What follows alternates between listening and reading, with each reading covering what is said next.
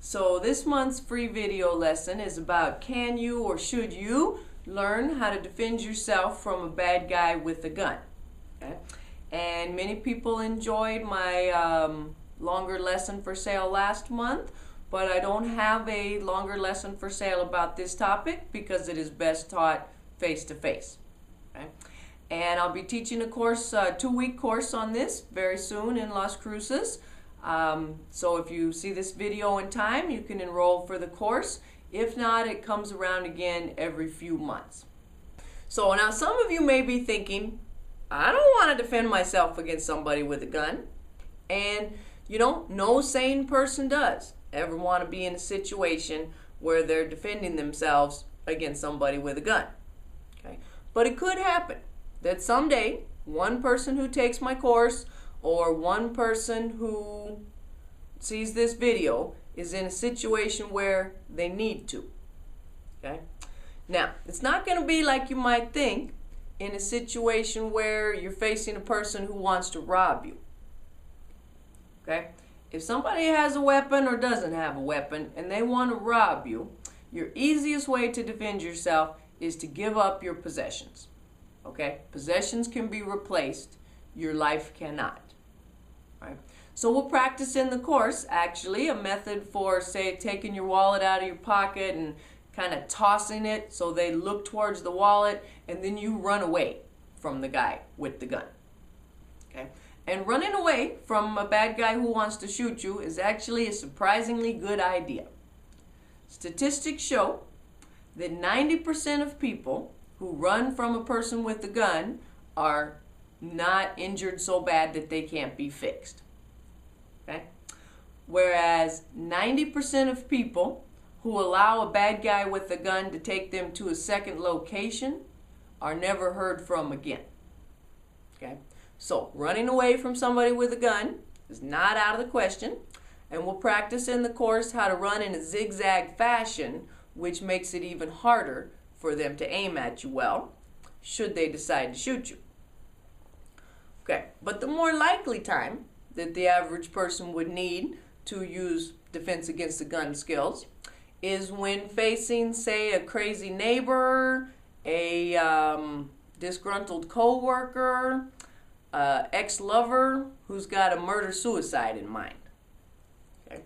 I know, if somebody really wants to shoot you, they ought to do it from far enough away that you don't have a chance to defend yourself. But it also happens where this person who wants to shoot you wants to see your fear for a while first and wants to tell you why they want to shoot you. Okay? It's like the villain at the end of the Spy movie. You know, he's got the good guy tied up and he's explaining how his evil plan is going to work so well, and that's what messed up his evil plan, was taking the time to explain it. Okay. Now, some of you may be thinking, well, I have a gun. I will use my gun to defend against their gun. Okay.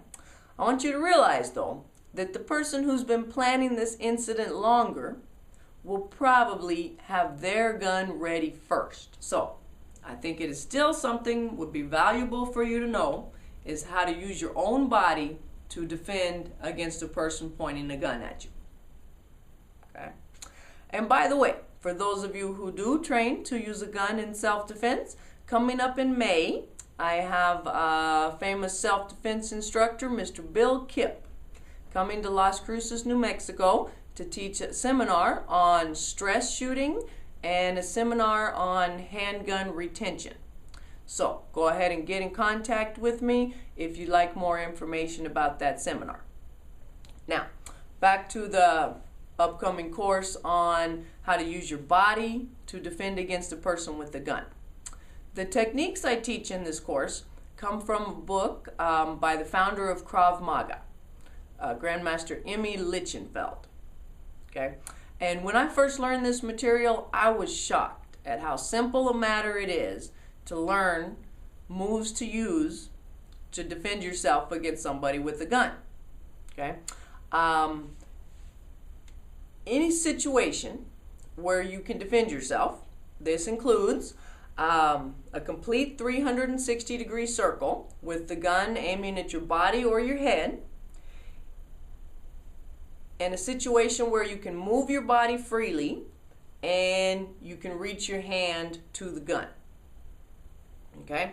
The basic defense, there's only about 5 or 6 of them that cover any of these situations, is to get your body out of the line of fire and move the line of fire away from you, and then control the gun better than the other person controls it while you strike them in the head or the groin until they've lost the ability to control the gun, and then you take it away. Okay, and what you do with it after you take it away is up to you, but you choose carefully to make sure you both keep yourself safe and keep yourself out of legal trouble. So I know the fact that it's simple to learn these techniques does not mean that it's simple to do them, okay? You know, you don't have more than one try to get it right in a situation like this. And this may be the point where I'm supposed to say some kind of disclaimer like, well, just because you learned about it on a video once doesn't mean it's something you ought to try. Okay? But see, excuse me, real self-defense is not like that. Okay? You would be a complete idiot if you ever purposefully got yourself into a situation where you needed to use your body to defend against a person with a gun. But if you've already found yourself in that situation and you've made the decision that not defending yourself with your body is going to be more dangerous than trying to defend yourself with your body, then you can't just give up just because you've never taken a class in it.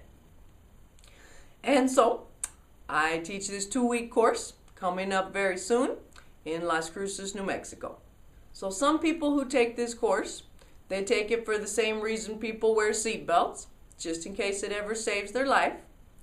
And other people are like me, and they just find it fun and empowering to learn things to do to have a better chance to protect yourself in situations that are dangerous and might otherwise seem hopeless.